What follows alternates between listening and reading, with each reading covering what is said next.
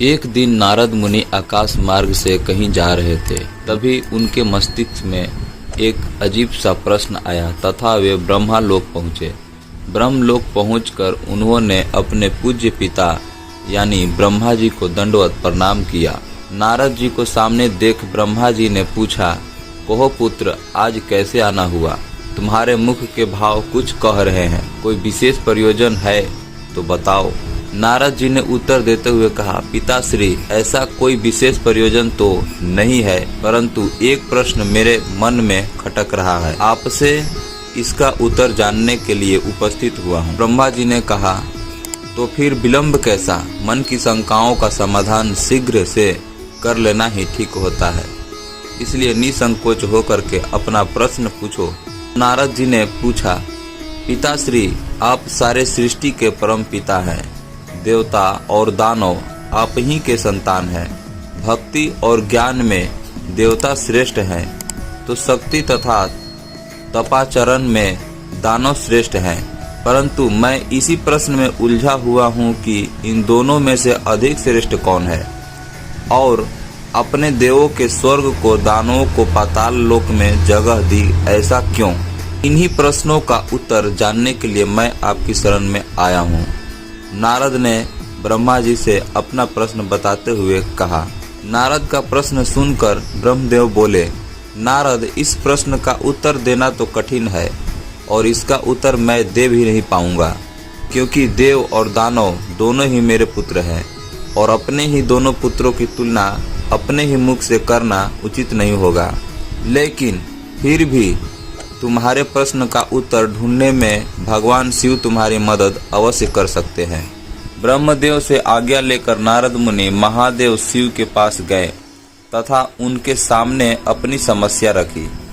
महादेव शिव नारद मुनि को देख मुस्कुराए तथा उन्हें आदेश दिया कि तुम देव और दानवों के लिए एक भोज का आयोजन करो तथा इस भोज के लिए उन्हें निमंत्रण भेजो।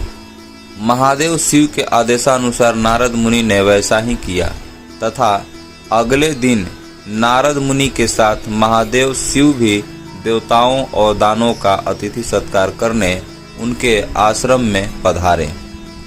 दानव नारद मुनि के आश्रम में भोजन का आनंद लेने के लिए पहले पहुंच गए और उन्होंने पहले पहुंचने का कारण भोजन की पहली शुरुआत खुद से करने के लिए भगवान शिव से आग्रह किया। भोजन परोसी गई।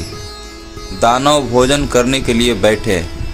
वे भोजन शुरू करने ही वाले थे कि भगवान शिव अपने हाथ में कुछ लकड़ियां लेकर के उनके समक्ष उपस्थित हुए और उन्होंने कहा, आज के भोजन की एक छोटी सी शर्त है।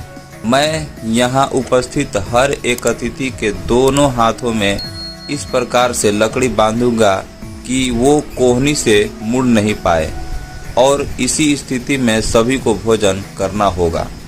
कुछ देर बाद सभी असुरों के हाथों में लकड़ियां बंध चुकी थी। अब असुरों ने खाना शुरू किया, पर ऐसी स्थिति में कोई कैसे खा सकता है?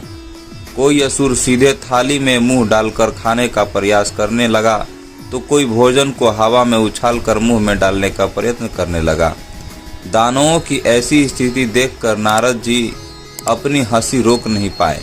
अपने सारे प्रयास विफल होते देख दानव बिना खाए ही उठ गए और क्रोधित होते हुए बोले, हमारी यही दशा ही करनी थी तो हमें भोजन पर बुलाया ही क्यों? कुछ देर पश्चात देव भी यहाँ पहुँचने वाले हैं।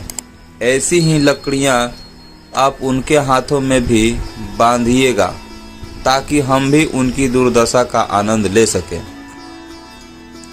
कुछ देर पश्चात देव भी वहां पहुंच ही गए और अब देव भोजन के लिए बैठे हैं।